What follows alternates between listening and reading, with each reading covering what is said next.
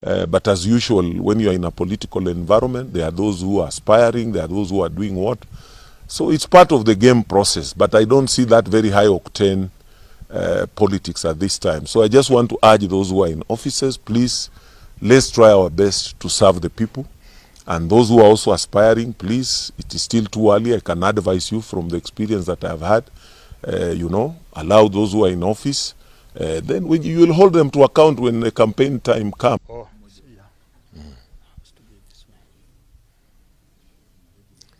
Yeah. Thank you so much and welcome to Busia. I want to take this opportunity to thank Baba for deciding to start this year's party recruitment drive in Busia here. We are prepared for his coming tomorrow, which is on Monday. We will start in Malaba very early in the morning at 10. With the delegates meeting there, and later with a rally in Malaba at Malaba Hospital grounds. And then from there he'll proceed to Busia, where we'll also have a delegates consultative meeting, and later with a rally in Busia town. As you are aware, Busia has been the leading county in ODM membership recruitment, and we want to enhance that number even further in recruitment. So that we strengthen the party, and also looking forward to maybe when the party elections will be called somewhere in the course of the year, that we'll have a strong membership whereby we'll also be able, to rejuvenate the party because political parties are formed to do politics. So the stronger the party is, the better. So I want to welcome everybody. I want to urge those members who have not joined ODM. We will be doing registration and recruitment for all sub-counties, and we also want to urge those members who are of ODM to come in large numbers to listen to the party leader, articulate the way forward for the party and the country as we move forward. So I want to take this opportunity to really welcome you, and we welcome everybody. There will be enough space for everybody. Busia is a very peaceful place. So we are looking forward to our family reunion. We are currently almost at 270,000, which is a very big percentage of registered voters in Busia here, which is just almost around 92%. Yeah, and we are looking forward that if we're able to raise another 30,000 during this recruitment exercise, then that will push our figure to more than 300,000. So if you look at an average of registered voters here, maybe 400, we will still be striving towards that number. That is already a very good indicator. Currently, the ODM family is united, and even with all the other elected leaders. Because as you are aware, we are not having any by-elections here. We are not having any campaigns. So all the elected leaders should do their work. Just like the party leader has been saying, those who have been given opportunity, serve. Those who are, contemplating to also come into this field, there'll be time for that, but we can't politic throughout.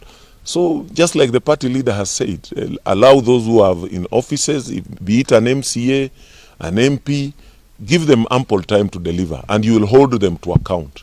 And when that time comes, during the campaign period, then you will come to the field and join the larger family in campaigning. So in my view, currently I don't see any wrangles among leaders. But as usual, when you are in a political environment, there are those who are aspiring, there are those who are doing what. So it's part of the game process, but I don't see that very high octane politics at this time. So I just want to urge those who are in offices, please, let's try our best to serve the people. And those who are also aspiring, please, it is still too early. I can advise you from the experience that I have had. Allow those who are in office. Then you will hold them to account when the campaign time comes. You'll be asking them, you said you'll do this, you haven't done. I mean, that's how the way politics go. But as far as I'm concerned, currently, I think we are very peaceful. I don't see any serious divisions, not any that I'm aware of, among leaders, other than the normal political things that just go on everywhere. It's not so unique for Busia. These are things that go on everywhere. When you are coming to a county whereby you can see even from the membership of the party is like nearly everybody is ODM. So when everybody is ODM, where can there be any threat? And this is an ODM function. And this is the party leader who is coming and the party leadership to do a drive. So where should there be any threat? I want to assure people that we will have a successful meeting. We want to urge members that let us use that energy in recruiting more members and urging people on during this period that we even register more members. So I think those are just false alarms, and most likely with people who maybe don't wish the party well. But the party is strong, it must continue. The members are there. You can't take a party of 300,000 members and you say that it is a weakling here. So these people will be ready to welcome the party leader and listen to him, and will be ready to even recruit more members. And we want to be one family. Even when we compete, let us compete as a family. Because at the end of the day, the reason, everybody wants to be there in ODM is because the party is strong. I think what I can say is that you are aware that these party elections have been long overdue. And in the process, there are seats that have become empty. Sometimes also focuses have shifted. So I'm really looking forward that the party elections that will be coming will be to strengthen the party. We will inject fresh blood into the party. We will also strengthen those who are still strong enough to serve within the party. So, and given now the model that we are proposing within the party, we really need a properly structured party. And given that we have got the governor is ODM, the women rep ODM, the MCAs majority ODM, MPs, 5 of them out of 7 ODM. So, we are just looking at a family affair even within the party when the elections are called, so that we use it to strengthen the party rather than to weaken the party. And I believe that's what we are going to do because ODM is not a new party. I think it's now one of the oldest consistent parties. So all these challenges that are there, I'm sure are things we have gone through, and we'll be able to manage the process. That those whom we give opportunity to serve within the party, others can also serve in other capacities within the party. Those who will be wishing to contest on the party, when the time comes, they'll be seeing that the systems that are being put in place will be fair, so that you can compete within the party and remain within the party, and we work together. I think in my view, when we do this recruitment and we do very good party elections, we will start now also working towards how do we make the party popular through the candidates that will be coming through. And that way you will find that the party will be able, to even now become stronger when we are going to compete with other political parties when the right time comes.